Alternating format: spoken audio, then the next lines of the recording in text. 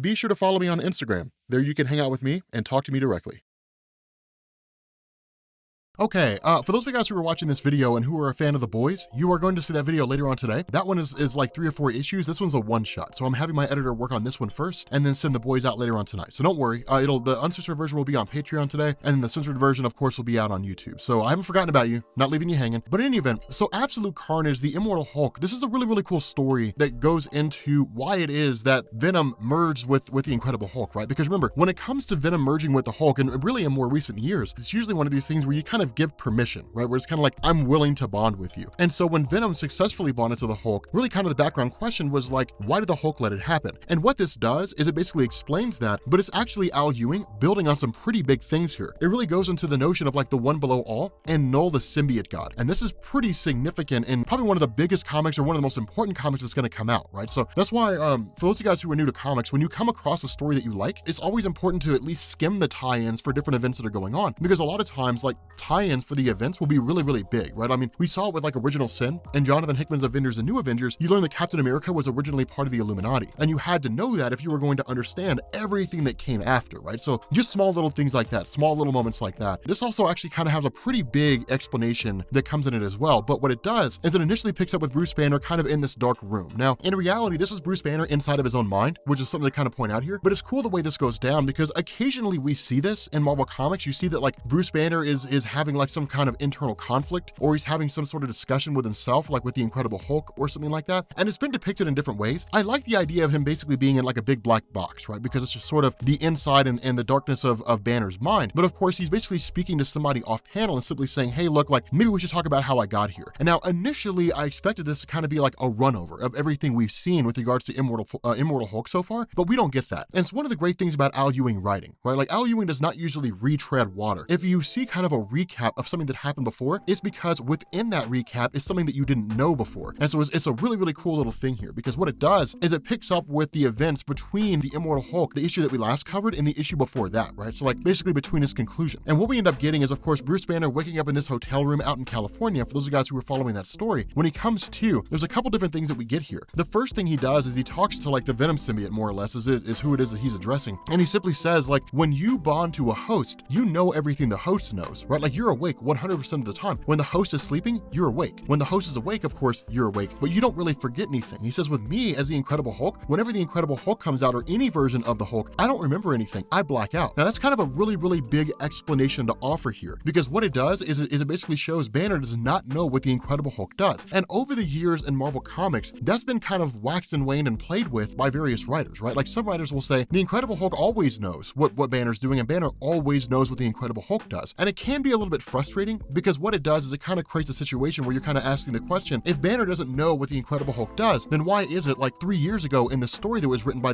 about the Incredible Hulk that Banner knew what the Hulk was doing when he was going about and engaging in his own actions? And it kind of works that way, right? Like if you go and you look at Worldbreaker Hulk, for example, Greg Pak really seemed to pitch the idea in such a way that the Incredible Hulk was able to reach that higher level of power because he and Banner were kind of in agreement with each other that the Illuminati have to pay for the suffering of everything that went on. You can also interpret it as Banner was never part of the equation. He had no idea what was happening, but Banner references the events of World War Hulk, and he references like some of the things he did, right? So it gets kind of crazy in terms of how all this sort of fits together. But the big takeaway is that at the moment right now in the Immortal Hulk stories, whenever the Hulk comes out, Banner blacks out and doesn't know what the Incredible Hulk was doing. And so following that, where he basically sits down and watches the news broadcast about the, that mass grave that was dug up at a military graveyard, what it does is it asks the question, is General Thunderbolt Ross a person who's been dug up, right? Has his body been taken? And so that was initially the kind of question that was asked here by Banner, and it was, if that's the case and Thunderbolt Ross's body isn't there anymore, then should I tell Betty Ross, right? Like the daughter of Thunderbolt Ross. The issue with this is that Betty in her Harpy form, really in her Red Hulk Harpy form, she's so far removed from the person that she was before. She can turn back into Betty, but she doesn't want to, right? She doesn't want to be that human part of herself. She's so far removed from the person that Banner knew that he doesn't know how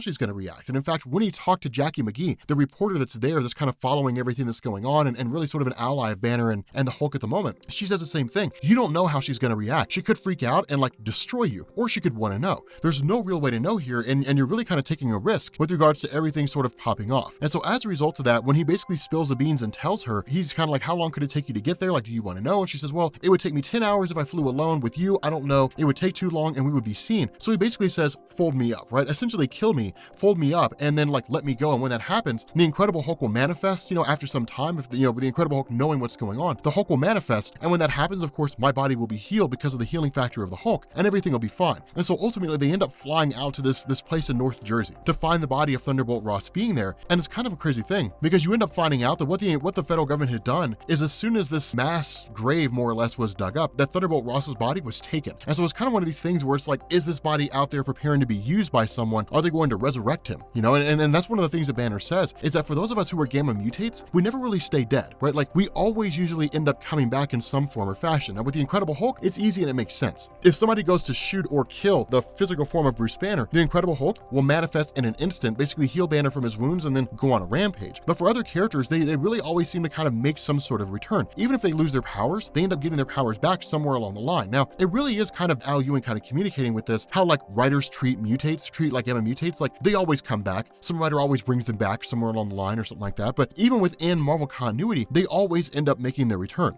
And so it's kind of a cool moment. It's kind of a cool little thing there, because following that, it is the Incredible Hulk saying, okay, if this is the case, then like we have to somehow figure out what's going on with Venom, like how Venom ties into this and all that kind of good stuff, right? And so when that happens, like when that goes on, when the Hulk is watching the police investigate the site, they say the reason why it was dug up is because there was basically a younger guy by the name of Angelo Fortunato, who we've talked about in our videos on all the versions of Carnage and Venom and so on, who ultimately had a Venom symbiote, right? So Venom, or at least, Carnage or Venom or somebody hosting a symbiote is involved in this, which brings the Incredible Hulk to kind of confront and figure out what's going on. And so inside Bruce Banner's mind for a second, I want to talk about this. He's met by a couple personalities. The first one is the personality of Joe Fixit. And it's kind of cool to see a version of Bruce Banner in his Joe Fixit form, right? Because you never really see that. You never really see Banner when he's Joe Fixit, the Joe Fixit personality. All you ever really see is Grey Hulk. And it's cool to see like the human form of Grey Hulk, right? Like, how does that personality manifest? And this is also kind of a big deal as well, because when you look at the versions of Bruce Banner and you look at the versions of the Incredible Hulk, all you really see is that you've got like Banner as a singular personality, and then like all the other personalities are Incredible Hulks. But inside the mind of Banner is basically a whole bunch of Banner personalities that can turn into their own versions of the Incredible Hulk. It's cool. It's a really, really cool bit of a revelation here. But seeing kind of like a version of Joe Fixit that looks like Banner is kind of awesome. It's a pretty cool little thing to show. Now, you've also got like the Incredible Hulk who shows up, kind of, offers his own little tidbit here. It's kind of like, it hurt like hell to get crumpled up like that.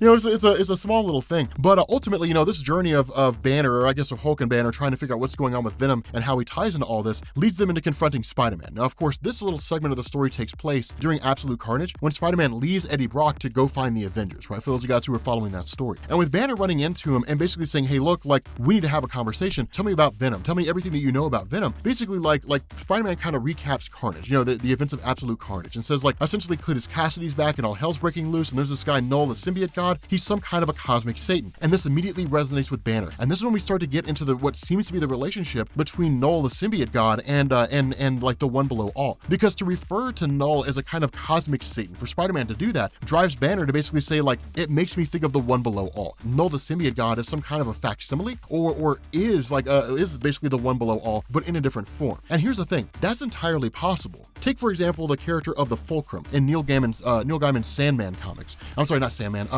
not Celestials, Eternals comic. There we go.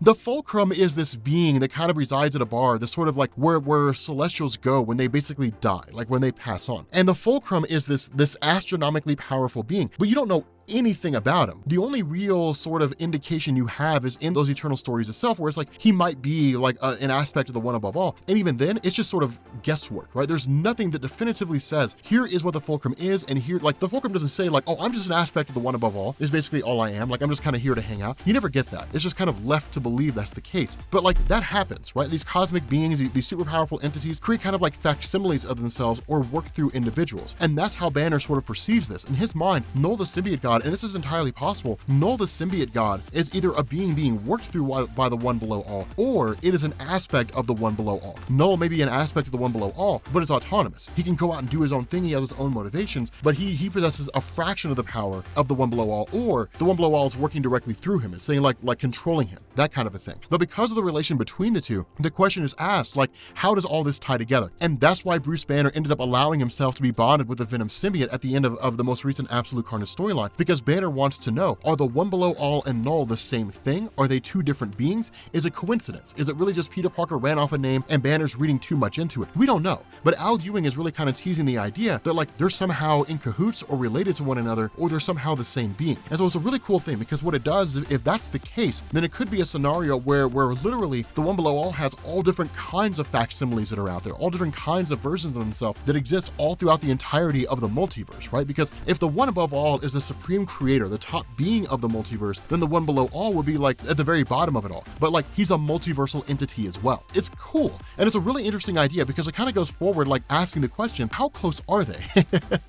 how involved are they? I'm excited to find out. Like, I really want to know. It's a cool thing to tease, and I'm really excited to see the answer for it. But with that being said, guys, we're going to bring this video to an end. If you are new here to Comics Explained, make sure you guys hit the sub button to become part of the Rob Corps. If you guys enjoy this video, make sure you drop a like, and I will catch you all later.